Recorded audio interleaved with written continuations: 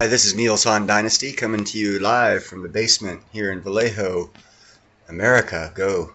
Alright, this is about Italy. A friend of mine on Nobody's Special Finance, he's the moderator Mishnera, I think I got that right, brought it to my attention. The Italians are having some issues. I just watched a little report.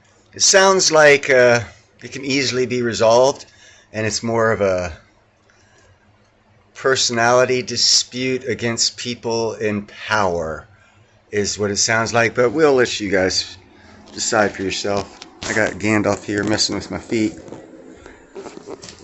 What are you doing messing with my feet, Gandalf?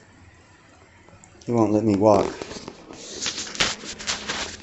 Ooh, that was my finger. How do you like that? Woo, woo, woo, woo. Take two.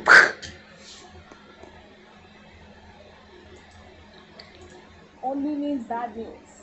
The world is still suffering from the consequences of the last recession. Case in point, Italy. As we speak, a political crisis is playing out in this country. The Prime Minister is Mario Draghi. His government is on the verge of collapse. An ally of the Prime Minister has decided to pull support. It's called the Five-Star Movement. That's the name of a political party, Five-Star Movement. It's the second biggest party in Draghi's coalition. A no-confidence vote was scheduled today. The Five-Star Movement boycotted the vote. Five-Star pull out of the government. Mario Draghi has said that he will not head another government, that without Five-Star, this unity, this coalition of national unity ends. The options at that point for Mattarella would be to install a new Prime Minister, to carry the country through to national elections which are due early next year, or else he could even call early elections in the autumn. The Five-Star is headed by Giuseppe Conte. Why is he ending support to Draghi? Well, Conte does not like the government's aid package. The government of Italy is distributing aid. This is to help citizens deal with the rising cost of living. One of the proposals is a €200 cost of living bonus. The Italian government began distributing this money last month, but Conte is not satisfied. He says these funds, the funds set aside for the aid package, are not enough. So this is the immediate trigger, but the real story is much bigger. Italy's economy is precariously poised. When Europe went through a recession in 2008, Italy managed to survive, but the years that followed were tough. In 2016, a whopping 17% of Italian loans were declared junk. These loans are worth $400 billion. The banks behind these loans had to be bailed out. And since then, Italy has struggled with its finances. During the pandemic, the government needed financial assistance. The European Union came to Italy's aid. The EU has given various kinds of financial assistance to Rome.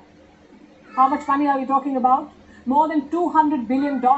This is what Italy has got from the EU in recovery funds, $200 billion. This year, Europe sent more aid to them. How much? More than $600 million. And these funds are to support Italy's tourism industry. But they're going to need more help. The government's debt is rising. A decade ago, Italy's government debt was 127% of their GDP. Today, it is well above 150%. In 2020, Italy's national debt was around $2.7 trillion. 2.7 trillion. And this debt is just one of the problems. Italy faces two others. One is inflation, the other is gas shortage. A government collapse could trigger the perfect storm in Italy. The people are already bracing for it.